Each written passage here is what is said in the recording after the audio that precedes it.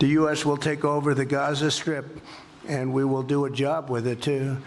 We'll own it and be responsible for dismantling all of the dangerous unexploded bombs and other weapons on the site, level the site and get rid of the destroyed buildings, level it out, create an economic development that will supply unlimited numbers of jobs and housing for the people of the area. Do a real job, do something different. Just can't go back. If you go back. Bueno, yo le decía desde el inicio y desde ayer que esta es una de las noticias más importantes del año y eso que apenas empieza. Y va a ver que de aquí hasta el final del año será de las más importantes. Y en una de esas de la historia, de la relación Estados Unidos-Medio Oriente y la relación Estados Unidos con el mundo. Pero bueno, vamos, si le parece, a hablar del asunto. El presidente Trump afirma que su país tomará el control de la Franja de Gaza, se encargará de su reconstrucción, eliminando todas las bombas sin detonar y retirando los edificios destruidos. Aseguró que llevará a cabo la reurbanización de Gaza, con la construcción de nuevas viviendas, además de reasentar a los palestinos en otros lugares. Les digo que en una de esas, mandándolos a unos a El Salvador, a otros a Guantánamo, etcétera, no va a ser que ande entrenando por acá, Trump insistió en que Jordania y Egipto deben acoger a los palestinos que habitan en Gaza, propuestas que ambos países han rechazado. La propuesta del mandatario estadounidense dificultaría la creación de un futuro Estado palestino. Sin embargo, aseguró que ya ha hablado sobre esta idea con otras partes. Anunció, aunque no precisó exactamente cuáles, pero afirmó que ellos aman, así dijo, they love it, la idea de que Estados Unidos ponga esa parte, posea esa tierra, ¿no? Así de sencillo. Ante esto, las organizaciones palestinas, varios países árabes y occidentales, así como la ONU, rechazaron la propuesta de Donald Trump. El presidente de Palestina, Mahmoud Abbas, advirtió que el pueblo palestino no renunciará a sus tierras, derechos y lugares sagrados. Abbas remarcó que esta propuesta representa una grave violación al derecho internacional y advirtió que no se logrará la paz y la estabilidad en la región sin la independencia del Estado palestino con Jerusalén como capital. Además, llamó al secretario general de la ONU y a su Consejo Rectifico de Seguridad a asumir sus responsabilidades y tomar medidas urgentes para proteger al pueblo palestino y sus derechos. Bueno, Benjamín Netanyahu queda fortalecido, aunque quién sabe si en lo interno, ¿no? Dijo que su país logrará la victoria en la guerra de Gaza, pues cómo no, si ya le dieron un empujonzote hoy, y agradeció al presidente de Estados Unidos su respaldo en los primeros días de su segundo mandato.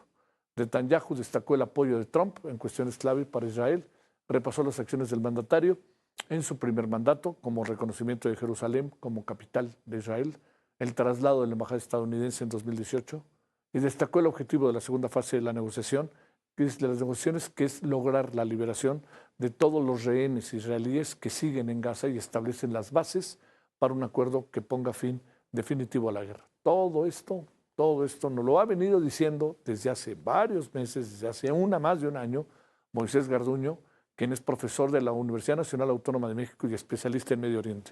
Moisés, con enorme gusto te saludo y fíjate en qué ocasión. Gracias, ¿cómo has estado, Moisés? Javier, muy buenas noches, Javier. Saludos para ti, para la audiencia. Estoy siguiendo lo que está diciendo y haciendo Donald Trump con Benjamin Netanyahu y viendo, pues, la provocación que está haciendo y las reacciones que está causando a nivel internacional. Sí. Lo primero que puedo decir, Javier, si me lo permites, adelante, es un insulto a la dignidad humana, un insulto a los palestinos. Son personas que jamás se van a ir de sus casas. Ellos han empezado a reconstruir incluso algunos de los departamentos ya en escombros, con plásticos, han estado haciendo cooperativas, han estado haciendo lo suyo. Segundo, que lo que está declarando Donald Trump pues es un crimen de guerra de acuerdo con el derecho internacional, de acuerdo con las convenciones de Ginebra y algunos otros documentos que establecen que desde 1967 Israel es una potencia ocupante en el marco del derecho internacional y por lo tanto cualquier transferencia de población de israelíes o de palestinos hacia o fuera de las fronteras de la franja y del territorio palestino está prohibido. Y tercero, pues lo que hay que ver es más bien lo que hay detrás de estas declaraciones. Y como tú muy bien lo dijiste, pues está Donald Trump creando una atmósfera negociadora muy al estilo de lo que está haciendo también aquí en México con la frontera. combinando diferentes factores. En el caso del Medio Oriente tiene que ver, pues, la condición que está poniendo a los vecinos regionales de participar o no en la reconstrucción de Gaza, considerando que si lo hace, va a tener que invertir muchísimos millones de dólares, pero para beneficio de Israel. Eso es básicamente lo que está diciendo Donald Trump. Se está condicionando la reconstrucción de Gaza con la ayuda de Egipto y de Jordania para trasladar a esta población y entonces hacerles creer a todos los vecinos que esta transferencia sería temporal. Pero llevamos más de 100 años, de acuerdo con Rashid Khalidi, un gran investigador basado en la Universidad de Columbia, 100 años en donde les han dicho a los palestinos que cualquier estatus de refugio en Líbano, en Jordania o en otras partes del mundo árabe es temporal hasta que no se resuelva la situación, y así se pueden pasar otros 100 años con este discurso.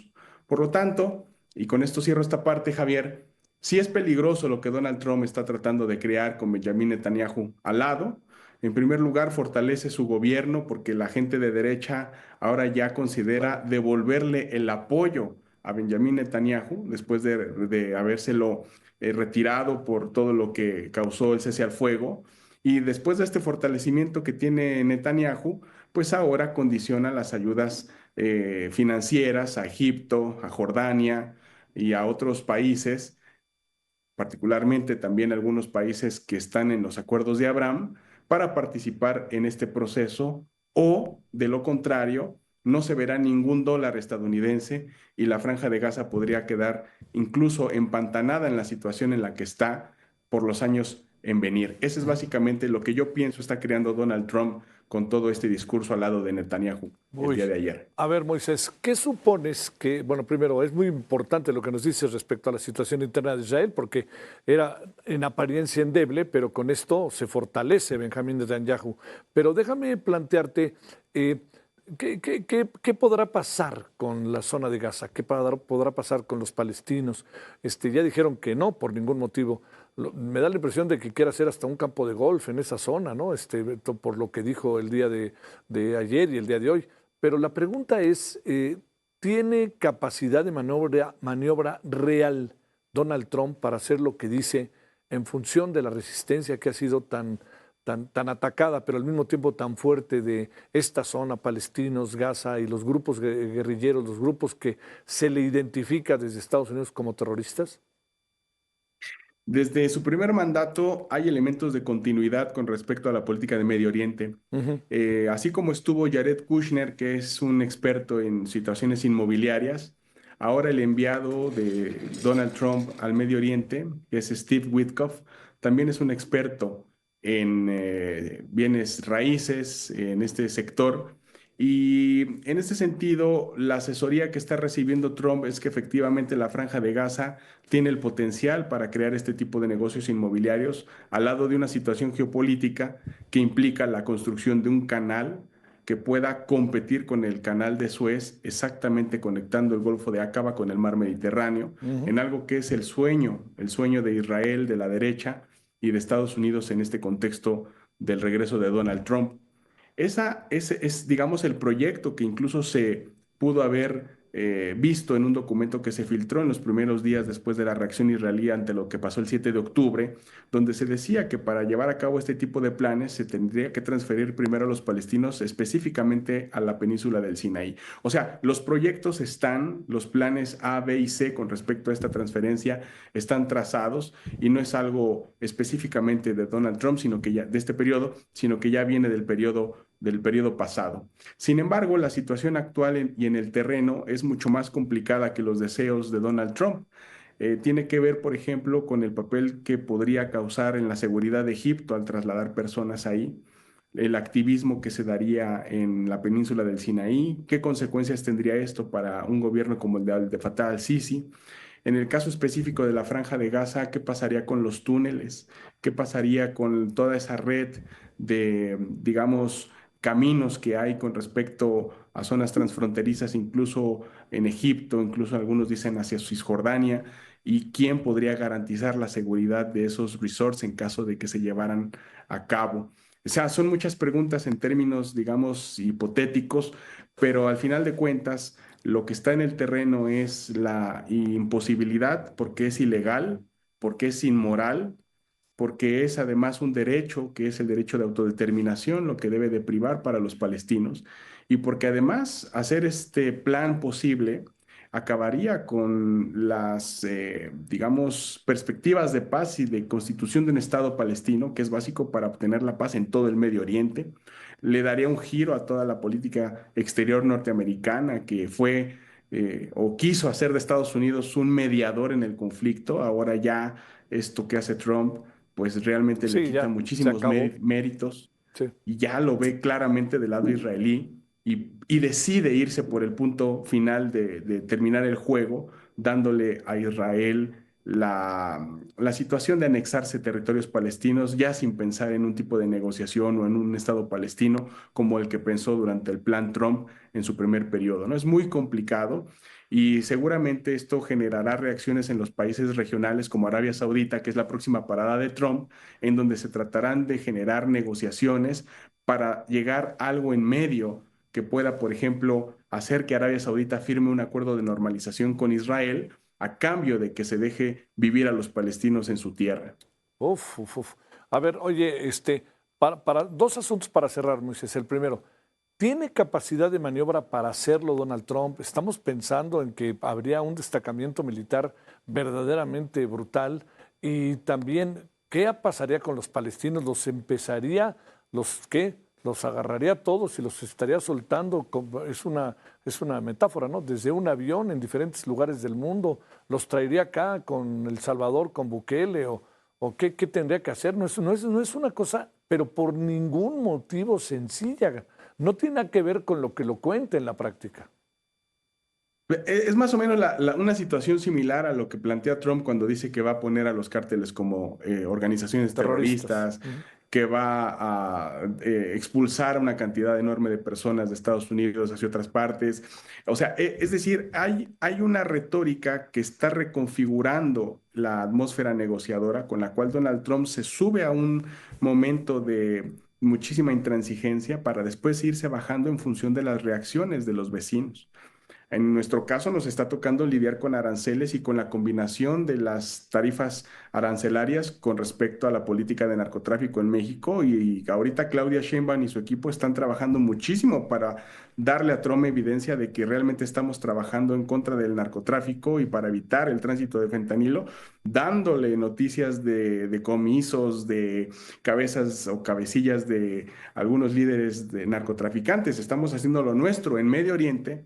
El príncipe heredero Mohammed bin Salman estará haciendo lo propio, tratando de ver cómo negocia con Trump el hecho de mandar una inversión de $600.000 millones a cambio de un proceso de paz mucho más genuino, cumplible y verificable.